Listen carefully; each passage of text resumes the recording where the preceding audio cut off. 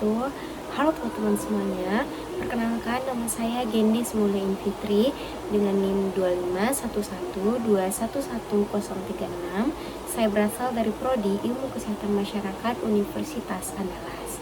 Nah, saat ini saya merupakan calon sarjana kesehatan masyarakat di Indonesia.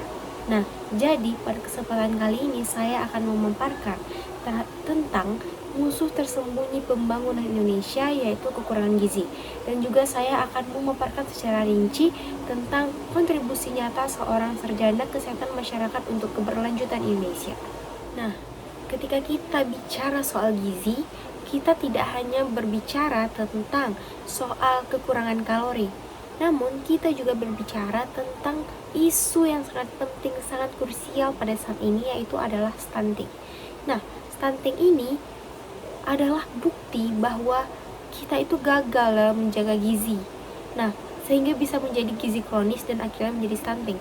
Nah, stunting ini dapat merusak anak-anak yang ada pada generasi kita. Bayangkan, stunting ini sudah bisa dimulai pada sebelum anak itu lahir. Pada saat orang tuanya ini sebelum dia hamil lagi, dia itu akan mempengaruhi status stunting anak tersebut. Nah, bayangkan jika seseorang sudah terkena stunting ketika dia lahir, maka anak tersebut akan lambat pertumbuhannya, bahkan tidak bertumbuh. Nah, lambatnya pertumbuhan ini nanti membuat si anak itu tidak bisa beradaptasi dengan lingkungannya. Bayangkan jika ada satu anak saja yang tidak bisa beradaptasi, maka akan menurunlah produktivitas anak tersebut, yang akan mengganggu sistem dia di lingkungannya, bagaimana dia akan mendapatkan pekerjaan, bagaimana dia akan mendapatkan pendidikan, dan sebagainya. Nah, maka dari itu, sarjana kesehatan masyarakat ini sangat berperan aktif di dalam isu-isu seperti stunting ini. Kenapa? Karena seorang sarjana kesehatan masyarakat itu mampu mempromosikan dan membuat kebijakan itu sendiri. Nah, yang pertama, kami mampu untuk mempromosikan tentang apa sih, contohnya seperti stunting ini ya, kami bisa memberikan pengetahuan kepada mereka. Tidak hanya, kamu harus makan sayur, tidak hanya begitu, tapi kami juga akan membuat pendekatan itu yang lebih positif, lebih dekat dengan budaya. Jadi kepada masyarakat-masyarakat yang rentan, masyarakat-masyarakat yang budayanya itu kental, mereka jadi mampu untuk menerima apa yang kami lakukan. Contohnya kami bilang, Bu, ternyata ketika kita mengandung, kita harus dan melahirkan anak, kita harus memberikan ASI eksklusif selama 6 bulan kepada anak kita. Nah, jadi kami juga bisa melakukan kerjasama dengan kader-kader posyandu yang ada di sana, dengan tokoh-tokoh adat mereka yang ada di sana. Jadi promosi yang kami berikan ini mampu sampai secara tepat dari adanya bantuan-bantuan dari orang-orang tersebut.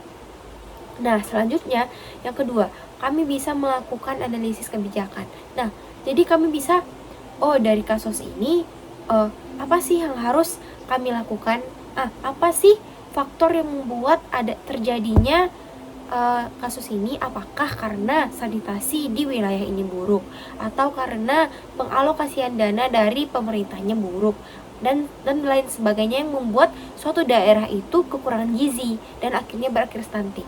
Nah, yang ketiga, kami juga bisa melakukan kerjasama dengan berbagai pihak. Jadi dinas kesehatan ini bisa bekerjasama dengan seperti dinas pertanian, dinas pekerjaan umum, dan dinas-dinas lainnya yang mampu nantinya membantu untuk mengurangi kasus-kasus kekurangan gizi ini dengan kolaborasi yang kami ciptakan. Dari itu, saya Gendis Mulyani Fitri berkomitmen bahwa ilmu kesehatan masyarakat itu bukan hanya ilmu yang mempelajari tentang teori, tetapi merupakan ilmu yang mengungkapkan aksi nyata di tengah masyarakat.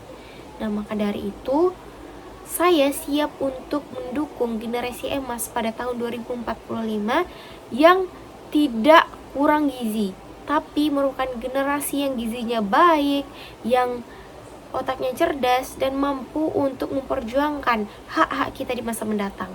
Maka dari itu, terima kasih sudah mendengarkan video ini. Mari kita wujudkan Indonesia generasi emas pada tahun 2045. Semoga kita semua dalam keadaan sehat walafiat. Assalamualaikum warahmatullahi wabarakatuh.